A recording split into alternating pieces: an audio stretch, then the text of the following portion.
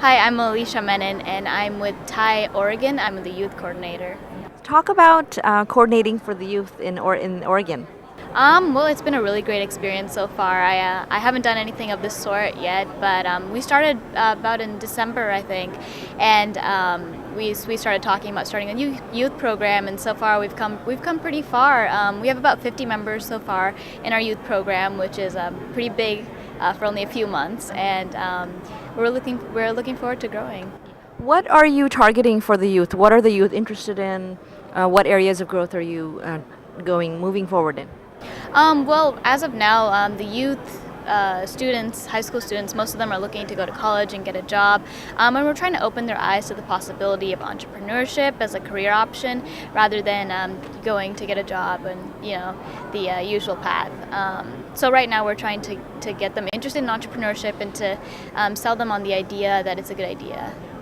What are some skills you've learned organizing the youth forum? Well, a lot. Like I said, this is the first experience I've had running something of this magnitude, and so far I've learned that you have to be dedicated to what you're doing. You have to make sure that you ask for help when you need it, because there are a lot of people who are there at TiE Oregon who are really willing to help out.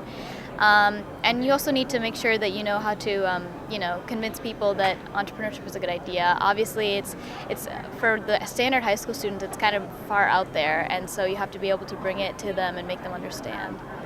Thank you so much, Thank Alisha. you. Thank you.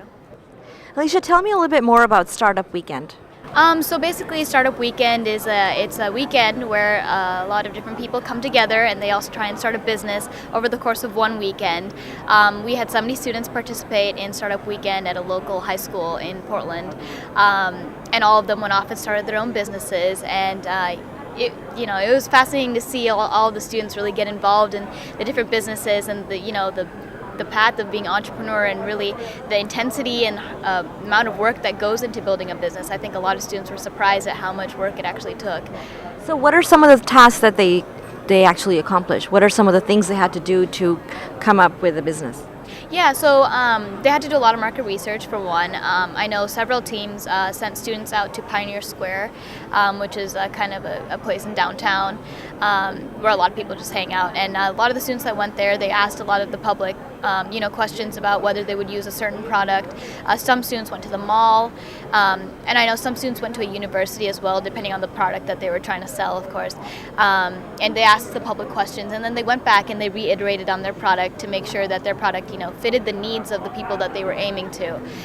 So that was one thing that they did, market research. Another thing was, of course, a lot of the products that were pitched were software products, and so of course there are a lot of people who had to program.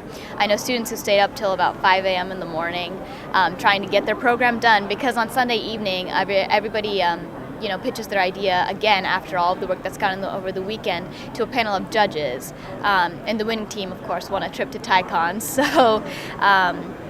So a lot of people were a little bit stressed about that, and so they wanted to build the product, before the pitching, which was a little bit scary. So. Thank you so much. Thank you.